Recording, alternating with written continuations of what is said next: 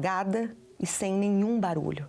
A Mauá, que é normal ter carro, não tinha um carro, era um silêncio total e era água na Mauá.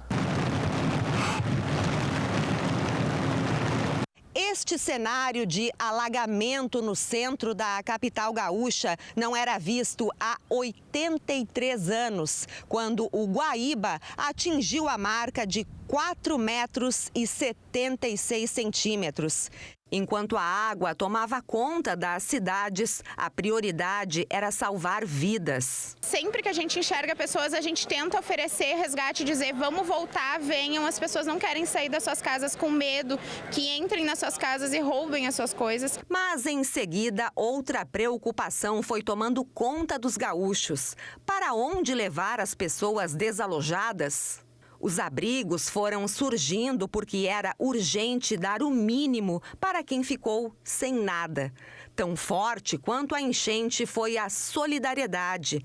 Ajuda e doações começaram a chegar de todas as partes do país. Voluntários e voluntárias, ao lado de profissionais de tantas áreas, abraçaram o nosso estado. Durante a cobertura jornalística da enchente, nossa reportagem visitou muitos desses abrigos. Nós, enquanto jornalistas, a maneira que a gente tem de ajudar é dar voz às pessoas, é contar histórias, é prestar serviço, inclusive, por exemplo, pedindo doações.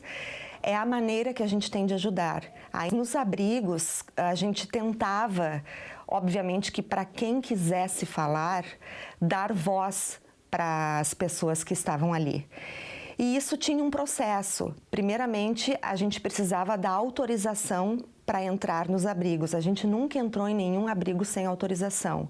Depois, a gente tinha que ver com muito tato, com muita sensibilidade, com muita delicadeza, alguma família ou alguma pessoa que estivesse com alguma vontade ou alguma disposição de falar, de contar de novo aquela situação tão difícil pela qual ela tinha acabado de passar. E uma coisa me marcou e me emocionou profundamente. Quando a gente terminava a gravação, as pessoas que tinham perdido casa, perdido roupa, que estavam com roupas doadas, comendo comida doada, elas olhavam para nós, muitas vezes pegavam na nossa mão, olhavam bem nos nossos olhos e diziam muito obrigada. E muitas dessas histórias nos emocionaram. Teve um abrigo em especial que a gente encontrou uma família de 4 gerações de mulheres. A netinha, a mãe, a avó e a bisavó. E a nenezinha, a Maitê, ela tinha virado o xodó do abrigo. E a avó tinha feito aniversário lá dentro. E sobre essas pessoas que agradeciam a nossa reportagem e desejavam que Deus ficasse com a gente, essa senhora foi uma delas. Então, essa família me marcou de uma maneira muito especial, assim, porque elas perderam tudo. A nenê saiu resgatada dentro da banheirinha dela, da banheira de banho dela. Imagina, vai passar daqui 20 anos, aquela menina vai olhar ali, uma matéria, uma coisa, pai, eu sobrevivi a uma enchente. E elas estavam felizes porque estavam ali. Estavam felizes de estar com a nenê, tudo junto. É desafiador cobrir essa enchente, foi desafiador cobrir. Das áreas alagadas da capital também eram resgatados muitos animais de todos os tamanhos. Todos não têm donos, nenhum deles tem donos. Agora os últimos que estão chegando é os que estão ficando em cima do telhado, sem donos. E os abrigos para eles também foram extremamente importantes. O Rio Grande do Sul chegou a ter mais de 81 mil desabrigados, segundo o levantamento do governo do estado. No pico da enchente, quase 1.000 abrigos estavam em funcionamento. Um ano depois, cerca de 360 pessoas ainda vivem nessas estruturas, a maioria em Porto Alegre e Canoas, na região metropolitana da capital. Para elas, é como se 2024 não tivesse acabado.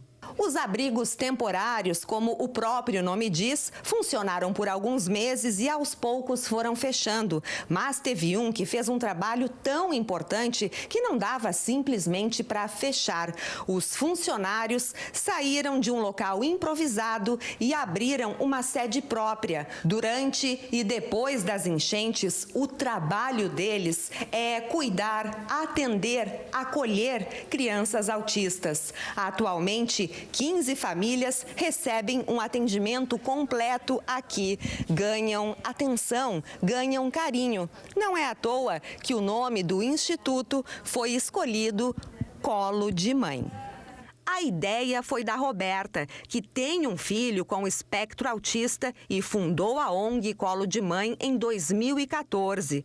Durante a enchente histórica, ela começou a receber pedidos de ajuda de famílias atípicas que estavam alojadas nos abrigos. Os lugares eles ficavam muito vulneráveis, né? As famílias muito expostas e a grande maioria são mães solo.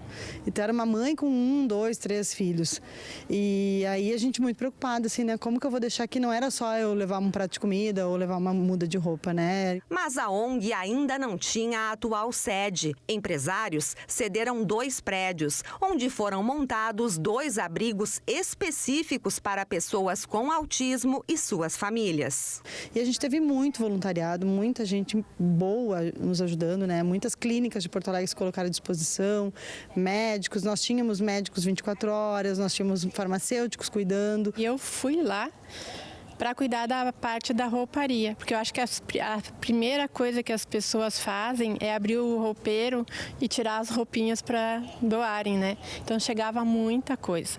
E aí era o saguão da entrada da recepção era cheio, precisava subir rápido, organizar e já começar a distribuir para as famílias que chegavam lá sem nada. Mais de 300 famílias foram auxiliadas. A Jennifer, mãe do Pedro, estava em um abrigo da prefeitura, porque a casa deles, na Vila Farrapos, zona norte da capital, foi destruída. Ir para o abrigo especial mudou a vida deles. E o Pedro começou a voltar a se alimentar aos poucos, né? Depois ele teve os medicamentos também, que ele começou a tomar e conseguiu dormir, porque ele não dormia, então, consequentemente, nós não dormíamos e ele ficou muito agitado, né? E depois disso, ele começou a normalizar e entender o processo, né? E ali a gente começou a montar o projeto já de hoje, né? Os pais tiveram bastante oficinas profissionalizantes, porque era um momento em que eles raramente tinham rede de apoio, então as crianças estavam bem, né, sendo assistidas. E durante o abrigo essas crianças evoluíram muito, assim, a gente teve muita melhora no desenvolvimento de muitas crianças, a maioria saiu muito bem. O Pedro e a família continuam recebendo o atendimento do projeto. Brincar assim era algo que ele não fazia. Dá para dizer, né, que todos vocês 4 da família, ganharam literalmente um colo de mãe, né? Nossa, sim. O colo foi algo que nos acolheu, nos deu amor, carinho, foi a nossa segunda casa e principalmente nos deu suporte naquele momento de tal tragédia, né? E a gente não tem nem palavras para agradecer tudo que foi feito por nós e ainda é feito, né? O que mais eu senti foi emoção em tudo que eu fazia. Eu ficava emocionada, me colocando no lugar dessas pessoas todas. O que a gente viveu com tudo isso, a gente tem que tirar algo de bom, né, de tudo isso. A gente tem que olhar mais para os outros com mais união, mais carinho, mais amor. Ninguém saiu ileso. Uns muito mais, outros menos. Pessoas perderam a vida, pessoas perderam parentes, amigos, mas muita gente perdeu as memórias, né? As referências. Quando a gente fala de uma casa, não é só uma casa, não é só um prédio, é a tua história que está ali. As pessoas sofreram com a água, sofreram com a lama, sofreram com o lixo, que não era lixo, eram pertences que depois viraram lixo, né, pela demora no recolhimento, com doenças que vieram com a enchente, e as pessoas ainda sofrem. A enchente passou. A rodoviária, o mercado público da capital, o aeroporto reabriram. Pequenos negócios também voltaram a funcionar. As pessoas voltaram para casa. E se colocar no lugar do outro fez toda a diferença para que tudo isso fosse possível.